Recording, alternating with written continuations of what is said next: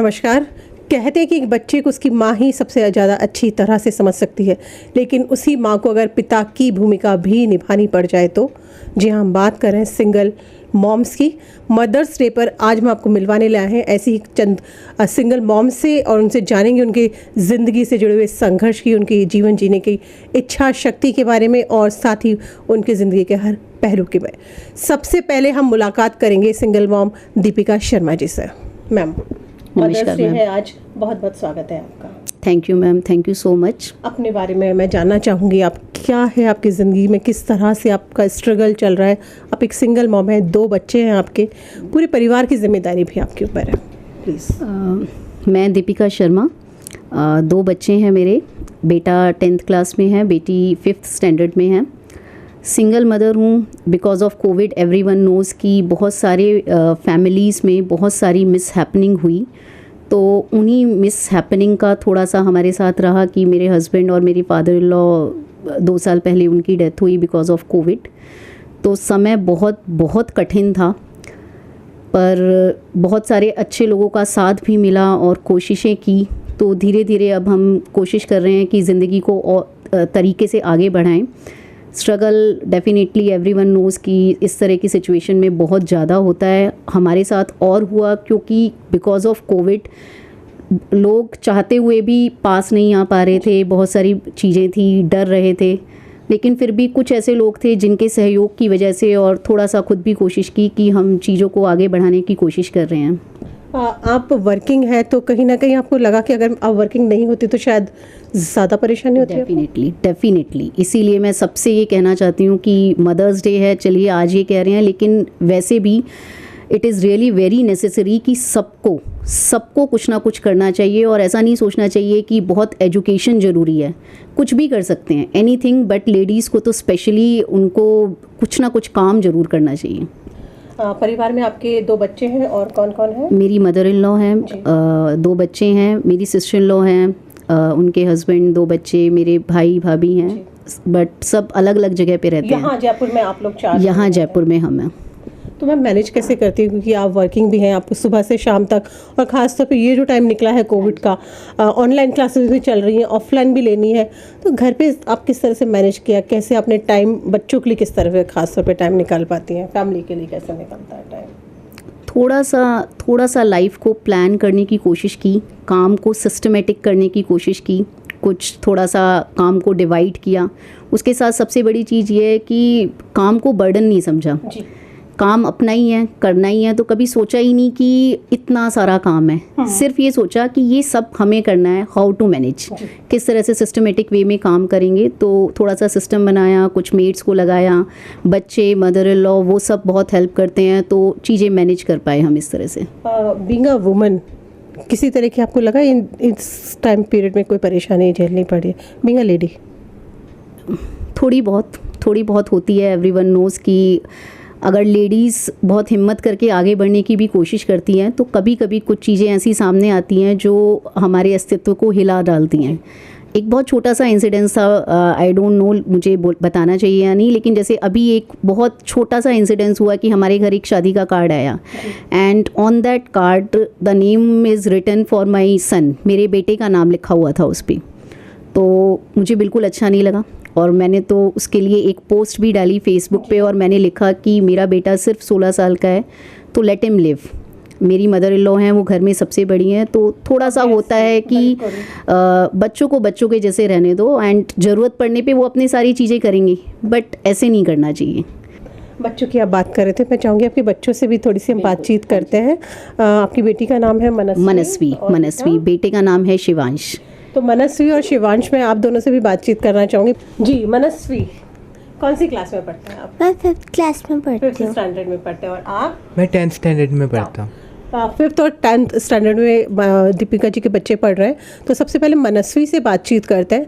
मनस्वी, आप बहुत छोटी सी है अभी, 5th स्टैंडर्ड में पढ़ती है, मम्मा वर्किंग है आपकी, तो मम्मी कैसे टाइम मिल पाता है आपको मम्मी के साथ स्पेंड करने के लिए? मम्मी तो बहुत बिजी रहती होंगी, फिर घर का काम भी है, कैसे करते हैं?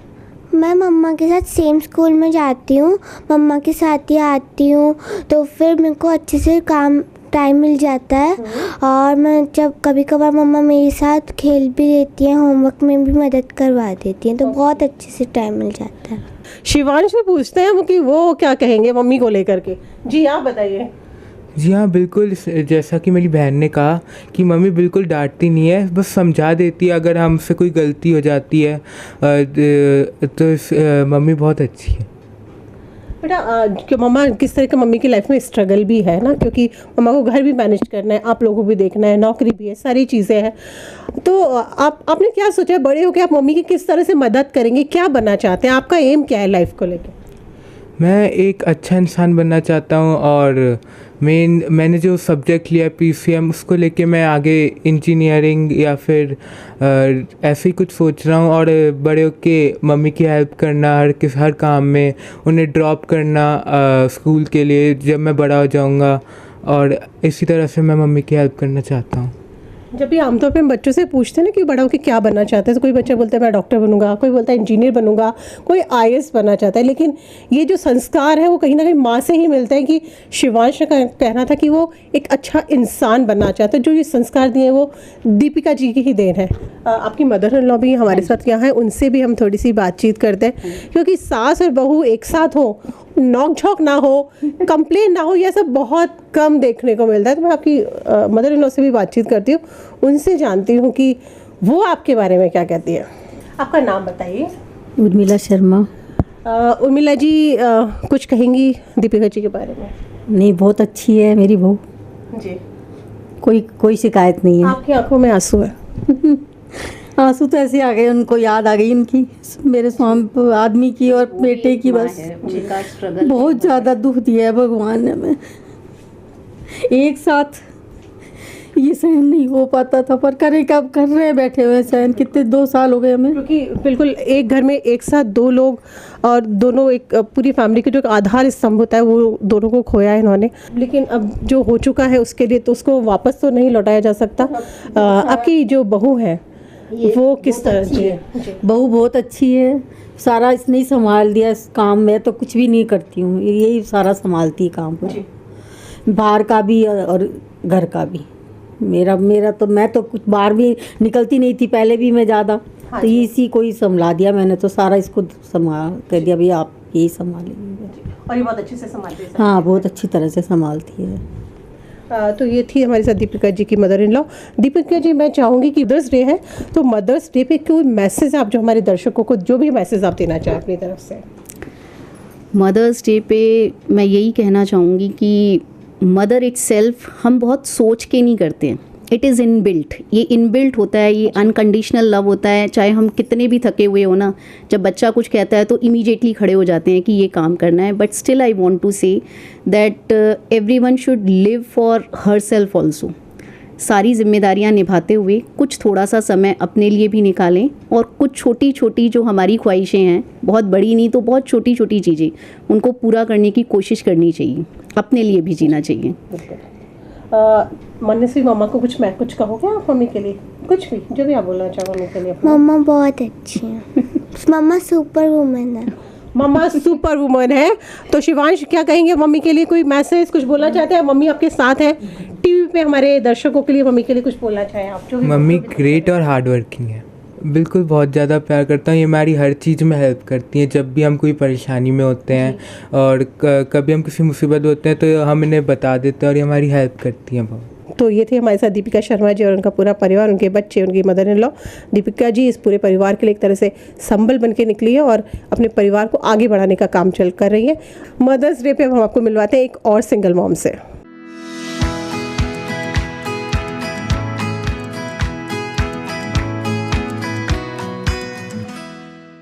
दीपिका जी के बाद अब हम आपको मिलवाने लेकर आए हैं अर्पिता जी से। अर्पिता जी के बारे में मैं आपको बता दूं कि जब इनका हस्बैंड के साथ इनका साथ छूटा तो इनकी जो डॉटर है, सिंगल डॉटर है इनकी, वो सिर्फ 10 महीने की थी और आज वही बच्ची बड़ी होकर उन्होंने इंजीनियरिंग कंप्लीट कर ली है और अब वो जुडिशियल सर्विस की भी तैयारी कर रही है।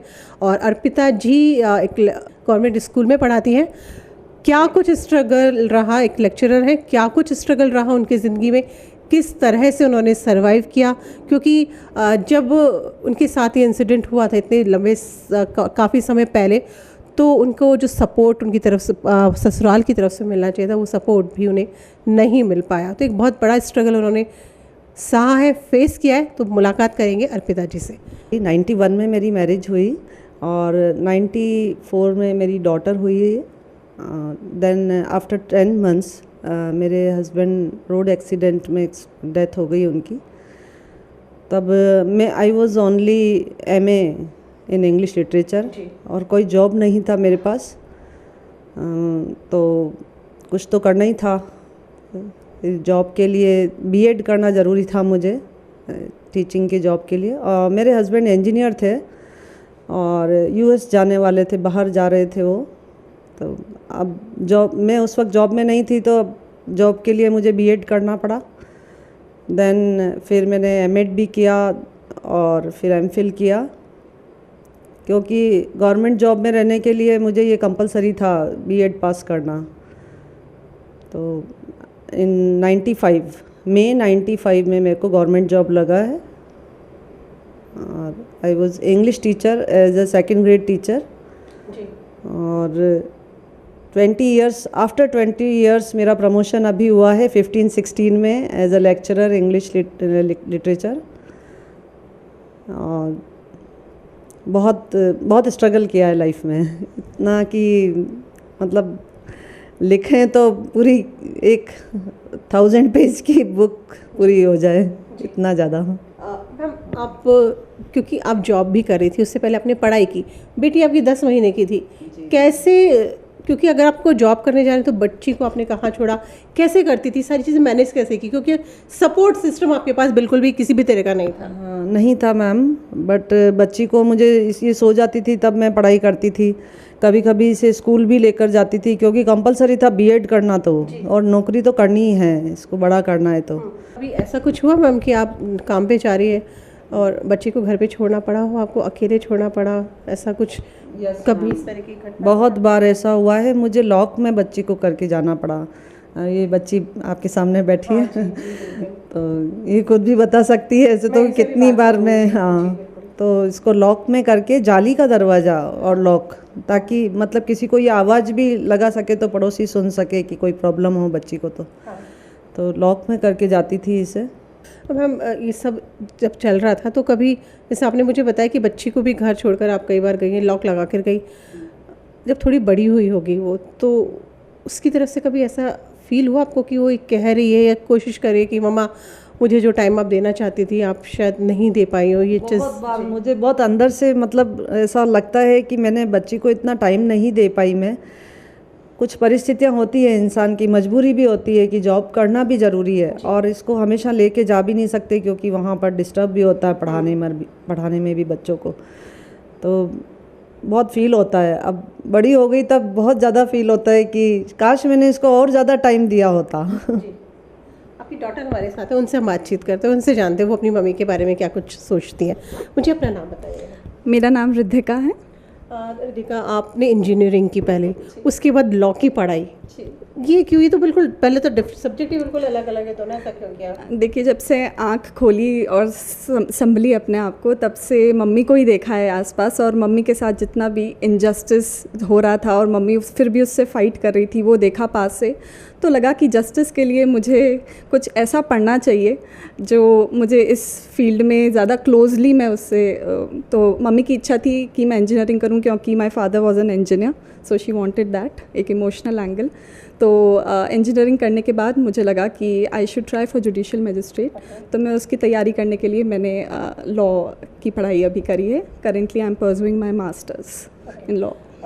जैसा कि मम्मी जॉब में थी, आप बहुत छोटे, बहुत ही नन्हे मुन्ने से थे आप, फिर आपने मम्मी का पूरा स्ट्रगल, पूरी जर्नी आपने देखी है मम्मी की, किस तरह से मम्मी ने जॉब किया, पढ़ाई की, स्ट्रगल एक रहा है उनकी लाइफ के अंदर।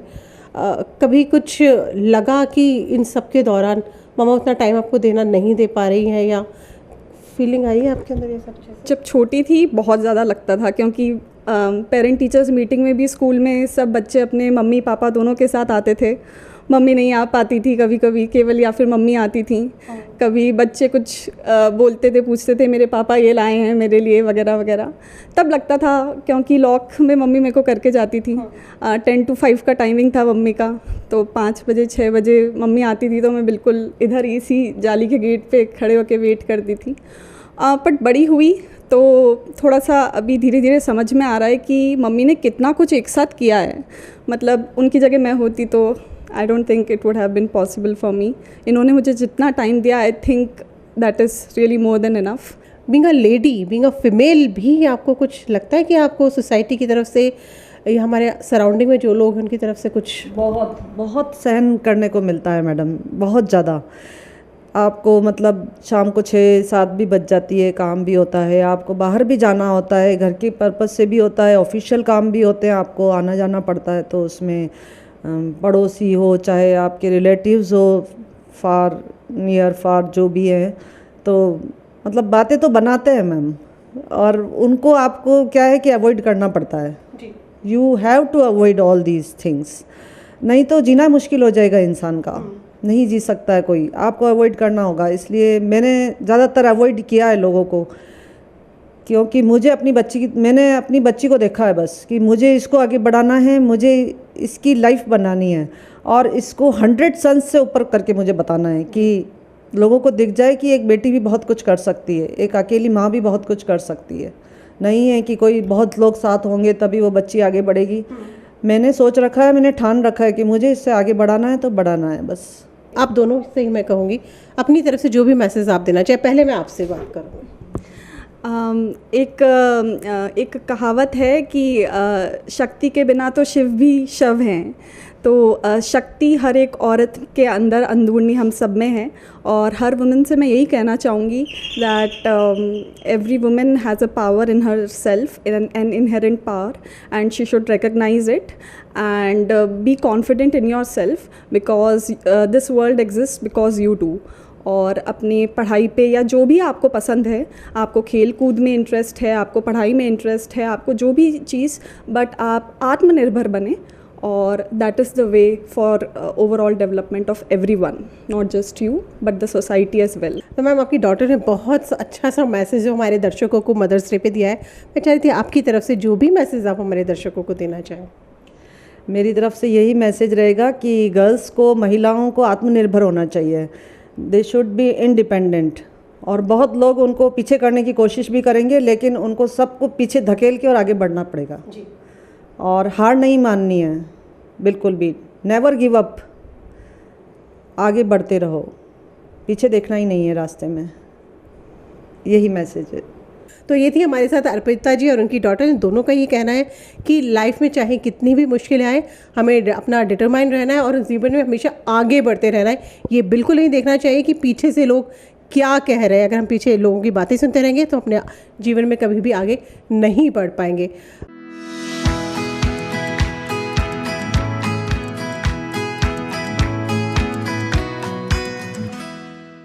तो आज मदर्स डे है, और आप जैसे कि हमारे दर्शक जानते हैं कि हम आज आपको मिलवा रहे हैं सिंगल मॉम से, जिन्होंने एक बड़ा स्ट्रगल सहा है, और उस स्ट्रगल के बाद अपने बच्चों की परवरिश किया और उनको एक मुकाम दिलवाया, एक मुकाम हासिल किया उनके बच्चों ने।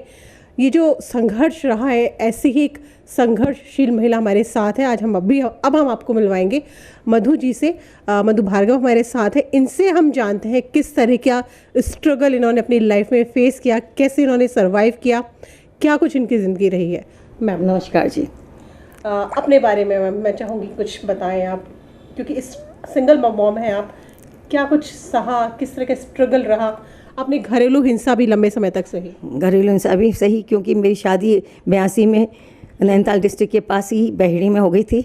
उस समय मुझे नहीं मालूम था कि वहाँ का माहौल कैसा है, क्योंकि मैं तो राजस्थान के चूरू डिस्ट्रिक्ट के छोटे से गाँव से वहाँ शादी होके गई थी। घर परिवार वेल एजुकेटेड था, सास ससुर दोनों हमारे जो है लेक्चरर थे इंटर कॉलेज में। मेरे हस्बैंड MSc मैथ से वो प्रिंटिंग प्रेस चलाते थे, और मेरा बड़ा देवर जो है वो IAS ऑफिसर, वो यहीं जयपुर में पोस्टर थे, और छोटा वाला देवर भी RS है। तो इतना होने के बावजूद भी उन लोगों की सोच वही 16वीं शताब्दी की थी कि लड़कियां या बहुएं घर से बाहर नहीं निकलेंगी। तो ऐसी हालत में वहाँ रहते रहते मेरे समझ में नहीं आता था मैं क्या करूँ क्या नहीं करूँ, न पढ़ने का कोई सामान, न लिखने का कोई सामान, न कहीं आना न कहीं जाना। कभी 2 महीने में 3 महीने में हम बरेली ज़रूर चले जाते थे अपने तैया ससुर के यहाँ, लेकिन वो भी नहीं। और इसके बाद जो है धीरे धीरे वहाँ का वातावरण ऐसा ही रहा। इसी बीच में 83 में मेरी बेटियाँ भी हुई, उसको भी जो है धीरे धीरे मैं जब भी आती थी तो मेरे पीछे लेने आ जाते थे, या फिर तुम जाओ हम बेटिया को नहीं भेजेंगे। तो ये मामला बड़ा इतना अटपटा रहता था। उसके बाद जो है 84-85 में मैंने कहा कि मैं अब जाऊंगी नहीं, मैं वापस सरदारशहर आ गई थी। तो मम्मी जिस सेमी गवर्नमेंट में टीचर थी उसी में मैं फिर से अपनी जॉब करने लगी, टीचिंग करने लगी। तो ऐसे ही अपने मेरी सास का लेटर आया कि हम मिलने आ रहे हैं। तो उस समय मम्मी जो है कहीं किसी काम से मम्मी पापा दोनों ही सरदारशहर से बाहर गए हुए थे। घर में मेरी भाभी थी, भैया थे और छोटा वाला भाई था। तो आए वो लोग कि भाई मिला दो, ये कर दो। तो मेरे को इतने बातों में फुसला कर मेरे 13 महीने की बेटी को अपने साथ लेके चले गए। और फिर क्या करती कि नहीं अभी तो सितंबर है, अक्टूबर में दिवाली है, तो तुम दिवाली में भेड़ी आ जाना, तो फिर अपने साथ बच्ची को ले जाना। इतना सारा कुछ वायलेंस जो सब एक तरह फिजिकल और मेंटल टॉर्चर जो आपके साथ चल रहा था, उसको देखते हुए आपने डिसाइड कर लिया था कि आप वापस नहीं जाएंगी। और उस वक्त आप प्रेग्नेंट भी थी और एक बेटी हो चुकी थी आपके ऑलरेडी। उसके बाद फिर क्या हुआ? फिर अपने बेटा हो गया था। फिर मैंने अपने वहीं पड़ोस में आदर्श नगर के अंदर शिशु भारती स्कूल था, तो वहाँ मेरी मम्मी जॉब करती थी। तो मम्मी प्रिंसिपल थी वहाँ। मम्मी ने कहा कि मेरी बेटी आई हुई है, वेल एजुकेटेड है, AA BEd है, उसको आप जो है जॉब दे सकते हैं। और आप ये देखिए मैंने तो पत्रकारिता में PG डिप्लोमा कर रखा था। तो उन्होंने कहा ठीक है हमारे यहाँ जॉब करने की। तो साल भर मैंने वहाँ जॉब किया। इसी बीच बस ये कि हमने इधर मकान ले लिया तो हम इधर आ गए। 2 बच्चे आपके पास छोटे छोटे थे, बच्चों की देखभाल वो सब किस तरह से किया, कैसे होता था ये सब? बच्चों की देखभाल तो मम्मी थी, छोटी बहन भी थी, उसकी शादी नहीं हुई थी, तो इनके भरोसे ही मैं छोड़ के जाती थी बच्चों को। तो इन लोगों ने संभाला। इसी बीच मेरे बच्चे को भी अपने निमोनिया हो गया था। तो उसके तो हर 30 दिन पसलियाँ अपने खड़ी वो चलने लग जाती थी। तो वो हर 30 दिन हॉस्पिटल में एडमिट होता था, उसको भी संभालना पड़ता था। मेरे पास फ़ोन पहुंचता था स्कूल में कि हमने जेकेलोन में उसको एडमिट कर दिया, वहाँ पहुँचा। ये हालत थी। हस्बैंड की डेथ हो चुकी थी। अब ये एक बहुत बड़ा है, क्योंकि जब तक हस्बैंड भले ही साथ में नहीं है, लेकिन ये होता है ना कि हाँ शादीशुदा हस्बैंड है, डेथ होने के बाद फिर ससुराल से कोई सपोर्ट मिला आपको? बिल्कुल नहीं, कोई सपोर्ट नहीं मिला। न उन्होंने इंटरेस्ट दिखाया। उन्हें तो ये लगता था कि हमारे बेटे की डेथ की जिम्मेदार यही है, क्योंकि ये अकेला यहाँ रहता था, इसलिए अगर ये साथ में रहती तो शायद डेथ नहीं होती। फिर किस तरह का स्ट्रगल रहा आफ्टर डेथ, हस्बैंड के डेथ के बाद? फिर तो यही था कि एक स्कूल से दूसरे स्कूल में धक्के खाओ। फिर रैन मुझे मिल गया था, तो फिर यहाँ पर मुझे एक तरह से स्थायित्व मिल गया था कि भाई यहाँ अपने जाना है आना है। और सबसे बड़ी बात ये कि रैन की बस भी चलती थी, तो बसों में धक्का खाना नहीं हुआ था। तो एक स्थायित्व आ गया था। यहाँ मैंने करीब 18-19 साल तक जॉब की। कुछ होने के बाद भी अपने बच्चों को बहुत अच्छा इंसान बनाया, बहुत अच्छी परवरिश आपने दी है बच्चों को। ये बात है, आज भी मेरी बहुत केयर करते हैं। मैं कहती हूँ मेरे बच्चे ऐसे ही होने चाहिए। और सबसे बड़ी बात तो ये कि हमारी बेटिया ने मेरे से क्या कहा कि मम्मी जॉब आपको गवर्नमेंट की कैसे मिल सकती थी, आप हमें छोड़ के चली जाती। और जब हमें छोड़ के चली जाती तो हम अकेले यहाँ कैसे रहते आपके बिना। तो मैंने भगवान जी से प्रे की मम्मी को गवर्नमेंट जॉब नहीं मिलनी चाहिए। मैं रोते रोते उसकी शक्ल देख रही हूँ। मैंने कहा बेटा गवर्नमेंट जॉब हुई होती है तो कितनी अच्छी परवरिश तुम्हारी मैं करती, किसी चीज़ की कमी नहीं रखती। मुझे आज भी दुख है, मैं बच्चों को सही ढंग से पाल नहीं पाई, उनकी इच्छाएं पूरी नहीं कर पाई। ऐसा नहीं है। अब मुझे लगता है हमें आपके बेटे, क्योंकि आपकी बेटी की तो शादी हो चुकी है, वो यहाँ नहीं है, आपके बेटे यहाँ साथ हैं, उनसे हम बातचीत करते हैं, उनसे जानते हैं कि वो भी वाकई में जो मम्मी सोचती है वो भी ऐसे कुछ सोच रहे हैं। उनको बुलाते हैं, उनके बेटे से बात करेंगे, उनसे हम पूछेंगे कि क्योंकि जैसे हमने मधु जी ने बताया किस तरह का स्ट्रगल उनकी ज़िंदगी में रहा है, और उनको कहीं ना कहीं ये दुख भी है कि वो जो समय अपने बच्चों को दे सकती थी, जो सुख सुविधाएं दे सकती थी, वो शायद नहीं दे पाई। आयुष से पूछते हैं कि वो क्या कहते हैं इन सब चीज़ों को लेकर। बिल्कुल, मैं यही कहना चाहूँगा कि मैंने ना स्ट्रगल स्टार्टिंग से ही मम्मी के साथ देखा है कि मम्मी, मैं बचपन में तबीयत भी ख़राब थी और मम्मी मेरे को अपनी छाती पे लेके घूमती रहती थी, और मेरा निमोनिया था और ट्यूबरक्लोसिस भी था। उस समय मम्मी स्कूल भी देखती थी, घर पे भी देखती थी और मेरे को भी देखती थी। फिर धीरे धीरे चला, सब कुछ सही हुआ, नाना नानी ने हेल्प की इस चीज़ के लिए, तो आज हम बहुत एक स्टेबल स्टेटस पे हैं। बिकॉज आयुष, कुछ शिकायत तो रही है मम्मी से कि मम्मी शायद उतना टाइम आपको नहीं दे पाई क्योंकि मम्मा जॉब भी कर रही है, घर भी संभालना है, तो इस तरह की कभी कोई दिल में है इस तरह? नहीं, इस तरह के दिल में नहीं है, क्योंकि मैं भी उस समय कंडीशन को देख पाता था कि मैं भी सोचता था कि एकदम से ये क्या हुआ, मतलब छोटा ही था, मैं भी इतना समझ नहीं पाता था। लेकिन फिर धीरे धीरे समझ में आ गया कि हाँ ये है जो है, उसको एक बार अपने साथ ही लेके चलना है इन चीज़ों को। बिल्कुल। कई बार होता है ना कि हम अपने मदर को प्यार तो बहुत करते हैं बट वो एक्सप्रेस नहीं कर पाते हैं, आप एक्सप्रेस करते हैं? बिल्कुल बिल्कुल। तो मैं चाहूँगी मेरे दर्शकों के सामने भी कुछ कहें अपनी मम्मा को। नहीं, मम्मी के माँ तो माँ ही होती है, अब एक्सप्रेस करने वाली बात नहीं होती ना, ये तो अपने आप दिख जाता है। जैसे हम अपन मदर्स डे बनाते हैं, मेरे ख्याल से मदर्स डे तो रोज़ ही होना चाहिए। जी बिल्कुल, ये है। कुछ कहेंगे मम्मी से? हाँ, बस मम्मी से है कि मम्मी का आशीर्वाद ये है तभी हम यहाँ पहुँचे हैं, नहीं तो अभी कहीं यूपी में ही होते हैं हम। बिल्कुल बिल्कुल। क्या मालूम यूपी में क्या मालूम क्या यूपी में क्या हालत होता है, हम यूपी में होते हैं। पियक्कड़ होते हैं और नेहा पता नहीं क्या बिल्कुल, घर में रहती या किसी के साथ चल देती। बदलाव जो आया मम्मी की वजह से आप आए आपकी लाइफ में। मैं चाहूँगी चलते चलते हमारे दर्शकों को, क्योंकि मदर्स डे है, तो मदर्स डे पे क्या मैसेज जो है वो आप दर्शकों को देना चाहेंगे? मैं यही देना चाहूँगी कि देखिए, बच्चों के प्रति किसी भी माँ की ममता तो कम नहीं होती है, माँ तो हमेशा ममतामयी रहेगी। और रही बात है कि हमें हमेशा अपने बच्चों की केयर करनी चाहिए, चाहे कैसे भी हो। उसी केयर के कारण से मैं जो है माँ के लिए मैंने 2 पंक्तियाँ तो लिखी थी कि माँ, मैं तेरी परछाई हूँ, तूने ही मुझे सब कुछ कहा। और सबसे बड़ी बात यह है कि मैं तो अपने मम्मी पापा का थैंकफुल हूँ कि अपनी माँ का, जिन्होंने मुझे गले लगा के यही कहा कि ना कि दुनिया भले कुछ भी कहती रहे, लेकिन तुझे अपनी ज़िंदगी जीनी है, उस नरक में मैं तुझे नहीं जाने दूँगी। और आज वही सब आप भी आप और वही कहने के मैं चाहती हूँ, उन्हीं का एहसान है कि आज हम इतने पनपे, नहीं तो हम न जाने कहाँ होते। हो सकता था मैं अगर वहीं रहती ना, तो मेरे लिए 2 ही रास्ते थे, या तो मैं सुसाइड करती या मुझे पागल खाने में वो लोग भेज देते। और हो सकता था कि मैं बच्चों को इतनी अच्छी एजुकेशन नहीं दे पाती जितनी कि मैंने यहाँ दी, उन लोगों की सहायता से, उन लोगों की मदद से। हम कुल मिला के ये कह सकते थे कि जो स्ट्रगल आपकी ज़िंदगी में रहा, जो संघर्ष आपने झेला है, जो परेशानी आपने झेली, वो आप नहीं चाहती कि आपके बच्चे वो सब झेलें, और उस वजह से आपने आज अपने दोनों बच्चों को बहुत अच्छे मुकाम पर पहुंचाया।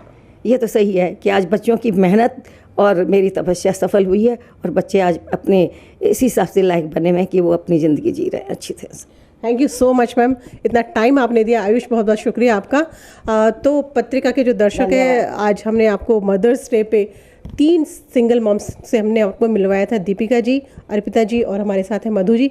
तीनों ही मदर्स का ये कहना है, तीनों का मानना है कि चाहे लाइफ में कितनी भी परेशानियाँ क्यों ना आ जाए, लेकिन जो हमारे दिल में जो निराशा, उसका भाव कभी आने नहीं देना चाहिए। हमेशा संघर्ष करते हुए आगे बढ़ना चाहिए।